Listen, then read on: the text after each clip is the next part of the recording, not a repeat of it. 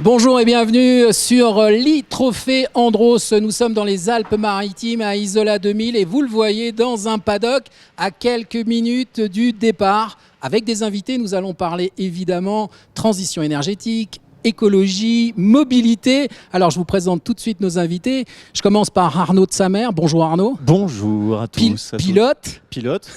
Et nous allons parler de la glisse et nous allons parler de la transition énergétique. Absolument. Voilà. À mes côtés, un tout jeune pilote, le plus jeune pilote de la course, Tom Pernaut. Comment ça va Tom ? Très bien, et vous ? Super bien. On va parler justement de cette découverte du pilotage sur glace à 16 ans. Très bien, ça marche. Et je commence avec Robin de Vogler, directeur de la communication du groupe Enedis. Bonjour Robin. Bonjour Frédéric. Alors, vous êtes partenaire depuis 10 ans du trophée devenu e-Andros. C'est une véritable histoire parce que le trophée Andros, c'est ici où se déroule, où se préparent beaucoup de petites choses technologiques qui vont permettre de se retrouver dans la vie de tous les jours. Alors déjà, c'est une course de légende. Une course de légende sur glace, mais c'est également un laboratoire d'innovation. C'est la première course en électrique et aujourd'hui elle est 100% électrique, c'est-à-dire qu'on soit en élite ou sur la toute première course historique, là tous les pilotes sont en électrique, donc c'est une vraie performance et on est très fiers chez Enedis. Et tous ces véhicules sont rechargés sur le réseau électrique. Le réseau électrique, ouais, à Isola 2000, à 2000 mètres d'altitude. À 2000 mètres d'altitude, dans des conditions qui sont de froid, des conditions extrêmes. Et ça fonctionne très très bien avec une grosse performance. Alors on le voit et on va en parler avec nos invités. L'électrique est de plus en plus important dans la vie de tous les jours. Les gens se posent beaucoup de questions. Mon véhicule électrique. Alors il y a quand même certains anti-électriques qui disent que oui, les batteries ne tiennent pas la charge. Oui, que fait-on de ces batteries pour les recycler ? Qu'est-ce que vous dites à ces anti-électriques ? Déjà, on est sur une autonomie entre 300 et 500 km. Ça dépend du type de véhicule, mais la moyenne, c'est 300 km. Donc, c'est déjà une belle performance en termes kilométriques. En ce qui concerne, on entend souvent le débat. Déjà, s'il y a débat, c'est que ça intéresse. Ouais, donc, ça, pour le moins, ça intéresse. Donc, par définition, ça me paraît déjà très positif. Et on parle souvent du recyclage de ces batteries. Déjà, la filière de recyclage des batteries, elle a près de 20 ans. Ouais. Donc, ce n'est pas une nouveauté. On a également des startups françaises qui sont très fortes dans ce domaine et qui travaillent sur ce domaine du recyclage. Par exemple, nous avons des startups qui vont donner une seconde vie à ces batteries et réaliser un espace de stockage électrique lors de coupures d'électricité, par exemple dans un quartier ou pour des maisons, et on peut récupérer cette électricité sur ces batteries qui étaient avant des batteries automobiles. Alors, nous sommes à Isola 2000, à quelques encablures de Nice, 90 km plus bas. Vous êtes aussi partenaire du Tour de France et le prochain départ du Tour de France aura lieu à Nice. Le grand départ. Alors, partenaire aussi du Tour de France, pour quelle raison ? Alors, nous sommes partenaires du Tour de France. Déjà parce que c'est du patrimoine, le Tour de France, et c'est sur l'ensemble du territoire. Donc, évidemment, ça colle bien à l'image d'Enedis en tant qu'entreprise de service public. Mais surtout, on vient de signer un partenariat avec les organisateurs du Tour de France, ASO, pour les aider, les accompagner dans la mobilité électrique et que le Tour de France, également, la caravane, puisse passer à la mobilité électrique.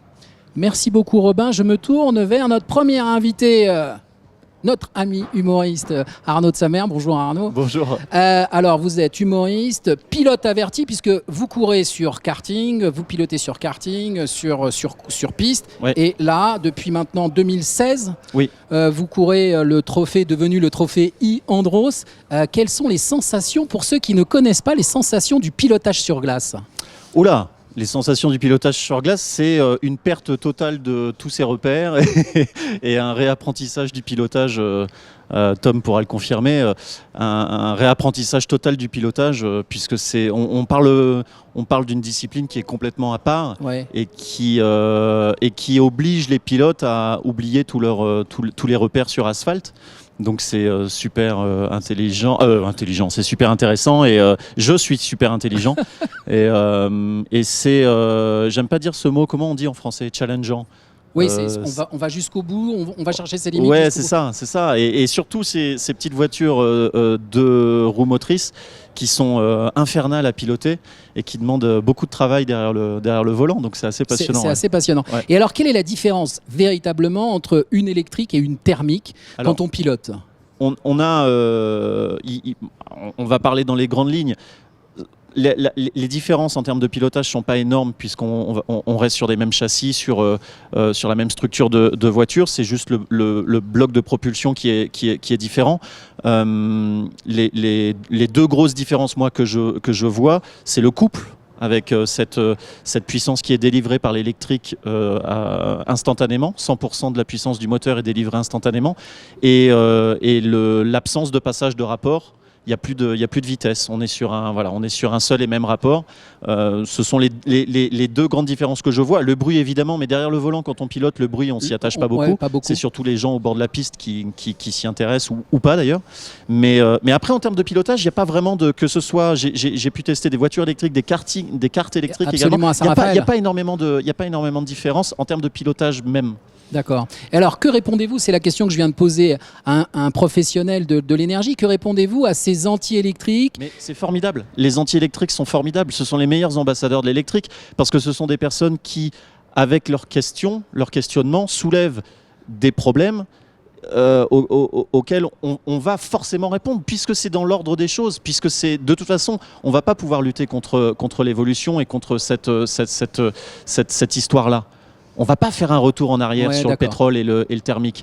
Donc les anti-électriques, ce sont des gens formidables. Ce sont des gens qui réfléchissent pour nous et qui nous obligent, enfin pour nous, pour les pro-électriques, qui obligent les pro-électriques à se dire « Putain, ils ont raison, il faut améliorer ça, il faut trouver une solution pour ça. » Donc et à si vous aviez un mot après à répondre, moi j'avais une oreille qui traînait sur un plateau tout à l'heure avec Nicolas Prost. Voilà, j'ai exactement le même avis que lui, c'est-à-dire qu'il faut juste accepter de changer un petit peu ses habitudes c'est sûr que si on appréhende l'électrique comme on appréhende le thermique, on va se dire bah non, ça fonctionne pas. Si moi j'applique mes habitudes de conducteur et de propriétaire de voiture, habitudes, si je transfère ces mêmes habitudes-là du thermique à l'électrique, ça fonctionne pas. Il faut juste faire l'effort de faire cette transition et de se dire je vais plus à la pompe, je suis chez moi, je recharge chez moi, quand je pars en vacances, je prévois autre chose, etc. Mais voilà, c'est juste un travail de changement, une transition, il n'y a pas d'autre mot, quoi. Et, toutes les questions soulevées par les anti-électriques seront de toute façon résolues parce que c'est l'histoire. C'est le sens de l'histoire. On a prévenu les internautes que vous étiez avec nous ce matin. Il y a eu énormément de questions. Vous avez prévenu que j'étais humoriste parce que c'est pas très drôle tout ce que je dis. Non, mais on vous connaît et là vous restez sérieux parce que le sujet est sérieux de toute façon. Oui, c'est vrai. Alors 2 questions parmi les plus celles qui sont tombées. D'où vous vient cette passion de la conduite sur glace, nous demande Mec. Alors, bon, j'allais dire une connerie, mais c'est pas très. Non, la passion de la conduite. Non, en fait, j'ai une passion globale pour le pilotage. En fait, ce qui me fait marrer, c'est de piloter. Ce qui me fait marrer, c'est que dès que ça a 4 roues, que ce soit une voiture, un kart ou un caddie dans un supermarché, ça me fait marrer d'aller le plus vite possible des surgelés aux fruits et légumes. C'est quelque chose le pilotage me passionne. Et donc le pilotage sur glace m'est venu dans la droite lignée, quoi. Dans la droite lignée, voilà. J'ai la chance de par mon métier d'être invité et je remercie Enedis depuis 2016 de me faire partager tout ça. Dernière question, pas trop flippant, nous demande Mathieu, de rouler vite sur la neige. C'est une question que je poserai aussi à Tom juste derrière. Si, c'est un petit peu angoissant parce que mine de rien, on roule sur des circuits qui sont entourés de véritables murs de glace. Absolument. Et puis on a surtout dans mon cas, à 44 ans, on a des petits cons de 16 ans qui poussent derrière. Donc il faut appuyer le moins possible sur les pédales de frein. Donc quand on voit sur la pédale de frein, quand on voit arriver les murs de neige comme ça, c'est un petit peu angoissant, ouais. Mais c'est ça qui est bon. Dernière petite chose, parce que vous avez parlé avec sérieux de la transition énergétique. Ouais. Un petit mot sur votre actualité. Quand est-ce qu'on vous retrouve sur scène ? Alors oui, c'est vrai qu'il faut que je bosse. Oui, faut bosser quand même. En fait, je suis en écriture d'un nouveau one-man show qui sera en rodage à partir de fin mai. Je serai à Avignon au mois de juillet, en tournée à partir d'octobre, à la Cigale à Paris en février 2021. Enfin voilà, je me prépare pour ça et surtout, ça se voit pas beaucoup là ici à Isola 2000, mais j'écris mon nouveau spectacle. Je travaille un peu quand même. Merci Arnaud d'avoir passé un petit moment en notre compagnie. Et je me tourne maintenant vers le plus jeune pilote du Trophée Andros, Tom Pernaut. Bonjour. Bonjour. Comment ça va ? Très bien, et vous ? Alors ça fait quoi déjà, première sensation d'être au volant d'un véhicule électrique, juste comme ça, véhicule électrique, quelles sont les premières sensations ? C'était clairement incroyable. J'avais déjà roulé en karting électrique, parce que je fais uniquement du karting. Et donc hier, c'était ma première expérience dans une voiture. Et c'était juste génial, j'ai adoré, j'ai tout de suite accroché à... Et tu as cartonné le score le plus important sur le tour, explosé ce que dit Arnaud, c'est vrai, on t'a vu tourner, tu bats tous les records, c'est impressionnant. Ça vient naturellement, c'est quand même une histoire de famille, le fait de rouler sur la glace. Ah ouais, c'est sûr, il y a mon père qui a commencé Bien dans sûr. le Trophée Andros à l'époque, ensuite il y a ma mère qui a suivi, et mon frère qui a été aussi, court, et ouais. maintenant voilà, je participe au e-Trophée Andros, donc c'est juste génial. Après oui, c'est vrai, j'ai été rapide hier en course, mais bon, ça ne servait à rien parce que j'ai fait une erreur en tout début, donc ce qui m'a placé, j'étais déjà tout dernier, mais je suis resté du coup dernier, je me suis fait distancer. Et après, du coup, j'étais évidemment motivé pour essayer de les rattraper. Bon, il était un peu trop tard, mais oui, c'est vrai que du coup, j'ai essayé d'envoyer et ça a apparemment marché. Oui. Oui, ça a très très bien marché, on peut te le confirmer. Et toi, naturellement, digital native, évidemment, on le rappelle, tu as 16 ans, au volant d'une des voitures qui se trouve derrière nous. Le fait de piloter une voiture électrique, pour toi, c'est totalement naturel et ce sera le chemin naturellement. Ouais, bah, carrément. Enfin, comme l'a dit Arnaud, on ne trouve pas énormément de différence au niveau du pilotage. Après, c'est vrai que je n'ai jamais eu l'occasion justement à part sur un simulateur, mais de conduire une vraie voiture en passant les vitesses, une voiture thermique, oui. en passant les vitesses avec l'embrayage, etc. Mais non, je ne trouve pas évidemment beaucoup de différence au niveau du pilotage. Enfin, évidemment, là, c'est sur glace. Sur glace, c'est différent, on contre-braque dans l'autre sens, exactement. Mais du coup, j'ai eu la chance de tester des kartings électriques. Et oui, c'est vrai que le pilotage était le même. Et alors, est-ce que tu peux nous dire, comme ça, juste entre nous, quels sont les conseils que te donne la famille, ton père, ton frère ? Parce qu'on a vu quand même, ils étaient beaucoup autour de la voiture et ils te donnaient quelques conseils, et des conseils qui sont très justes puisque tu as battu le record du tour. Oui, alors faut savoir que déjà mes parents sont beaucoup derrière moi, et mon frère aussi, du coup, c'est assez génial. Et alors, ils m'ont dit de pas y aller trop vite au début parce qu'il faut pas que j'oublie que je suis invité quand même. Je le dis à chaque fois, mais oui, il faut absolument pas que j'abîme la voiture. Que j'abîme la voiture, et même pour moi, si j'abîme la voiture, le week-end est terminé. Bien sûr. Donc il faut que je sois prudent, il faut que je trouve un équilibre entre prudence et performance du coup.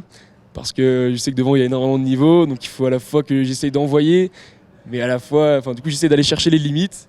Ce que j'ai fait hier, et du coup j'ai fait une petite erreur, et ce qui m'a, on va dire, un tout petit peu pénalisé. Arnaud, quand tu entends... quand j'entends un pilote dire il faut être prudent, c'est vraiment un discours de façade. Hein.